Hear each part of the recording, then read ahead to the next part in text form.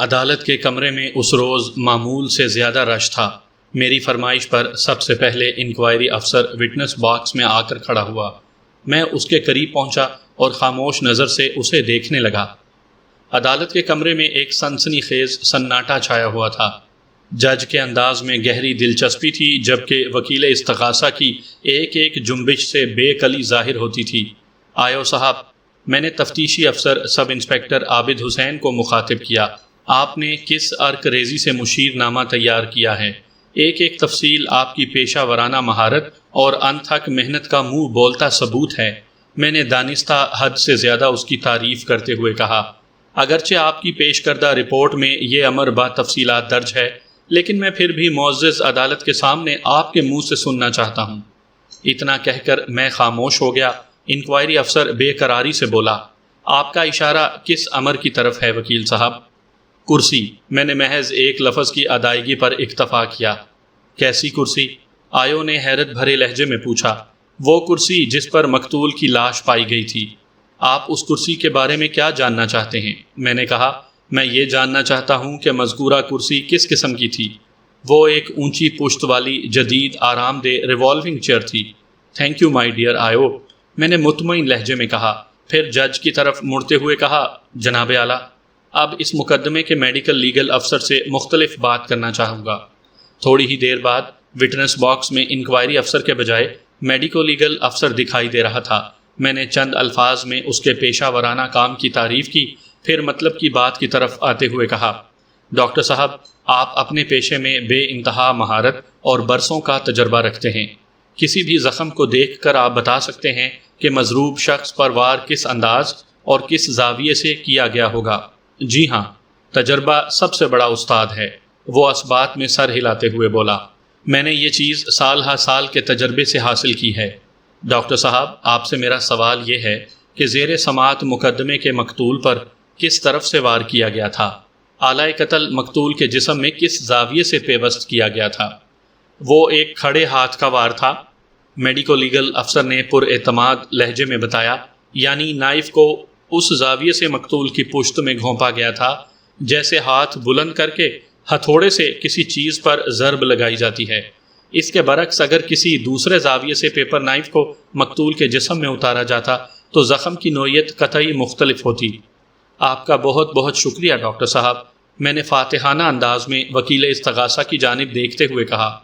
وکیل استغاثہ کے چہرے کے تاثرات پنشمنٹ آف کھیل کے مرکزی کردار سے مشابہ تھے۔ مجھے اس کی حالت پر افسوس بھی ہوا اور ہنسی بھی آئی۔ میں نے اس کو نظر انداز کرتے ہوئے جج کو مخاطب کیا، جناب اعلیٰ، معزز عدالت سے میری استدعا ہے کہ اب فنگر پرنٹس ایکسپرٹ کو کٹہرے میں آنے کی زحمت دی جائے۔ جج نے میری یہ فرمائش بھی پوری کر دی۔ سر، میں نے وٹنس باکس میں کھڑے ایکسپرٹ کو احترام سے مخاطب کرتے ہوئے کہا، آپ نے بڑی مفصل رپورٹ تیار کی ہے، اور اسی رپورٹ نے میرے ذہن میں ایک سوال کو ابھارا تھا جو اس پورے مقدمے کی بنیاد بنا ہوا ہے۔ وہ پوائنٹ اتنا اہم ہے کہ اسے شاید اس مقدمے سے وابستہ ہر شخص نظر انداز کرتا چلا آ رہا ہے۔ آپ درست فرماتے ہیں، بعض اوقات انتہائی اہم چیز عام نظروں سے اوجھل ہو جاتی ہے، انگلیوں کے نشانات کے ماہر نے مدبرانہ انداز میں کہا۔ بہرحال آپ کس پوائنٹ کا تذکرہ کر رہے ہیں وکیل صاحب؟ میں نے کہا، پوائنٹ کا احوال ابھی میں بیان کرتا ہوں، پہلے ذرا آپ سے ایک تصدیق کرنا ہے۔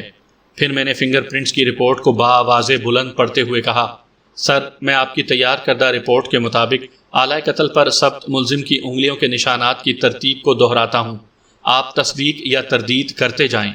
Okay, I am ready, expert نے میرے ہاتھ سے رپورٹ کی ایک کاپی لیتے ہوئے مطمئن انداز میں کہا۔ میں نے بولنا شروع کیا، آلۂ قتل یعنی پیپر نائف کو دائیں ہاتھ سے استعمال کیا گیا ہے۔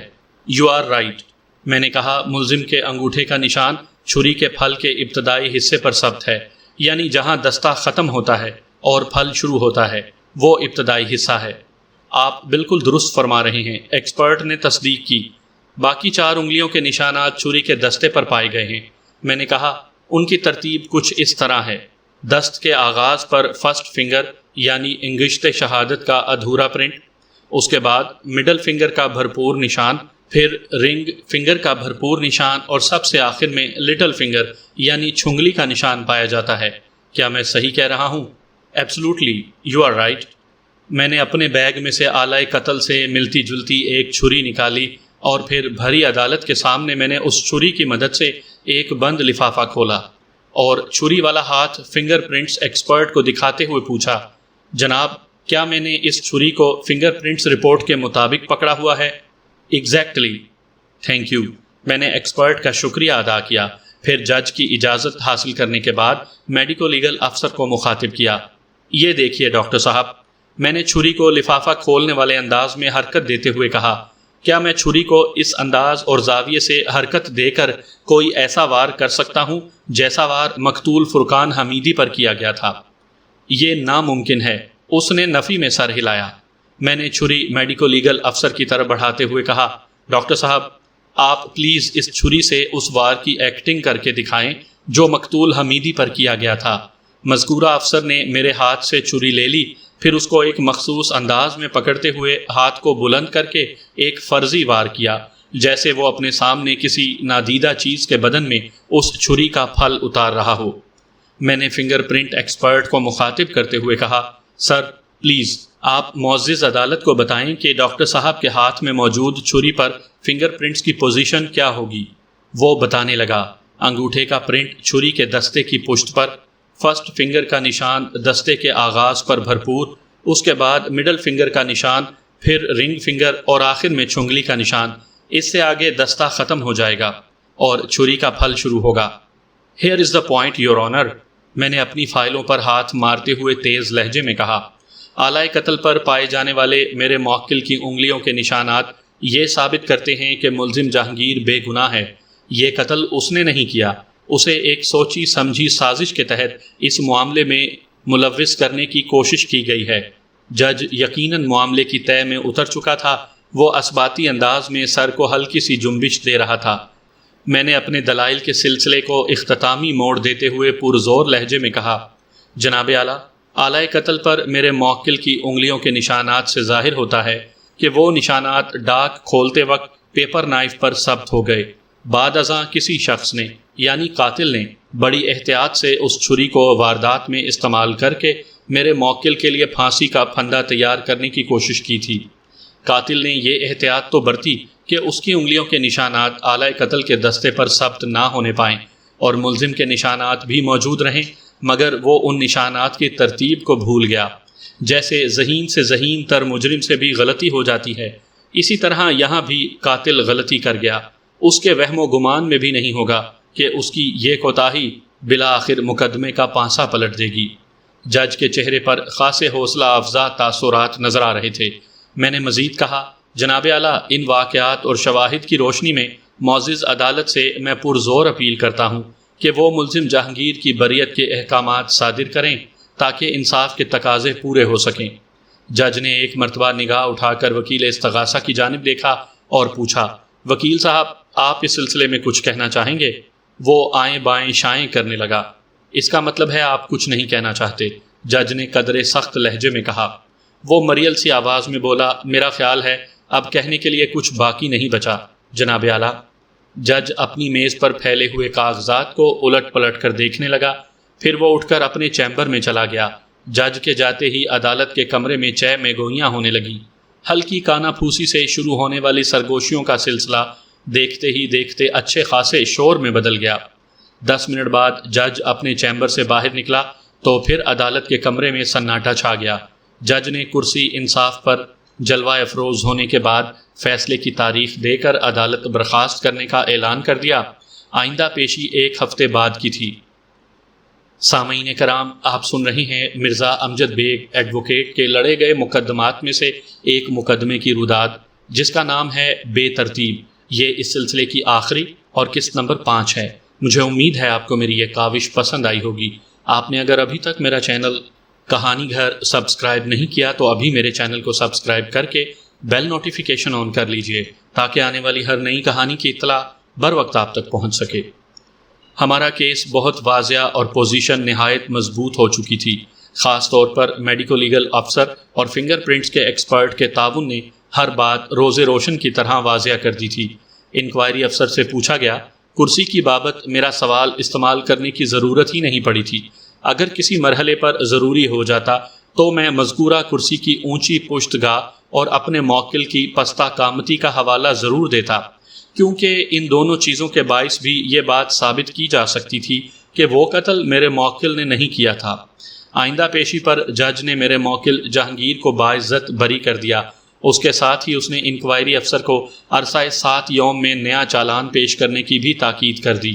بظاہر یہ کیس یہیں پر ختم ہو جاتا ہے۔ میں نے اپنی پیشہ ورانہ ذمہ داری نبھاتے ہوئے اپنے موکل کو باعزت رہا کروا لیا تھا، لیکن چلتے چلتے ایک دلچسپ انکشاف ضرور کروں گا، اس امید کے ساتھ کہ اپنے ذہین سامعین کے لیے یہ ہرگز انکشاف نہیں ہوگا۔ چند روز بعد میں عدالت سے نکل کر دوسری عدالت کی طرف جا رہا تھا تو میں نے ایک معروف وکیل کی میت میں خاور محمود اور ستارہ بیگم کو اسی طرف آتے دیکھا۔ انکوائری افسر بھی ان کے ساتھ تھا۔ خاور اور ستارہ کے ہاتھوں میں ہتھ کڑی لگی ہوئی تھی۔ انکوائری افسر عابد حسین نے مجھے دیکھا تو سیدھا میرے پاس چلا آیا اور پھر پرجوش لہجے میں بولا، بیگ صاحب، ہم نے اصل شکار کو پکڑ لیا ہے۔ شکار کو یا شکاروں کو؟ میں نے خاور اور ستارہ کی جانب دیکھتے ہوئے سوال کیا۔ آپ جو بھی کہہ لیں، وہ جلدی سے بولا، پھر احسان مندانہ لہجے میں کہا، میں آپ کا شکریہ ادا کرنا چاہتا ہوں وکیل صاحب۔ وہ کس سلسلے میں بھائی؟ وہ بولا، وہ اس سلسلے میں جناب کہ آپ نے نہ صرف اپنے موکل کو چھڑا لیا بلکہ ہمارے لیے بھی بہت سی کارآمد باتیں منظر عام پر لے آئے۔ ایک لمحے کے توقف سے اس نے اضافہ کیا، آپ نے اپنی جرح کے دوران میں اس کیس کے اتنے زیادہ پہلو اجاگر کر دیے تھے کہ میرا دھیان کسی اور طرف جا ہی نہیں سکتا تھا۔ پھر تم نے انہیں پکڑ لیا؟ میں نے سوالیہ نظر سے اسے دیکھا۔ میں نے تو صرف خاور پر ہاتھ ڈالا تھا۔ اس نے بتایا کہ ایک رات کی مہمان نوازی میں اس نے سب کچھ اگل دیا۔ مثلاً کیا اگل دیا؟ میں نے دلچسپی لیتے ہوئے پوچھا۔ عابد حسین نے بتایا، یہ دونوں آپس میں ملے ہوئے تھے اور جیسے اس وقت ملے ہوئے ہوں۔ میں نے اس کی بات کاٹتے ہوئے طنزیہ لہجے میں کہا، اب تو یہ جنت یا جہنم میں یوں ہی ایک ساتھ رہیں گے۔ عابد حسین نے دبی دبی آواز میں کہا، پھر بتایا، ان کے درمیان کافی عرصے سے چکر چل رہا تھا جس سے مقتول واقف ہو گیا تھا، لیکن اس سے پہلے کہ مقتول کوئی عملی قدم اٹھاتا، ستارہ کے ایما پر خاور نے اس کا قصہ ہی پاک کر دیا۔ خاور نے اقبال جرم کر لیا ہے اور اپنے اب ساتھ ساتھ ستارہ کو بھی لے ڈوبا ہے۔ وہ کیا شعر ہے ایسے مواقع کے لیے بیگ صاحب، ہم تو ڈوبے ہیں صنم۔ عابد حسین، اگر تم شعر و شاعری کے چکر میں پڑے رہے تو وہ دونوں پھر کوئی چکر نہ چلا بیٹھیں۔ تم تو بتا ہی رہے ہو کہ ان کے درمیان کافی عرصے سے کوئی چکر چل رہا ہے۔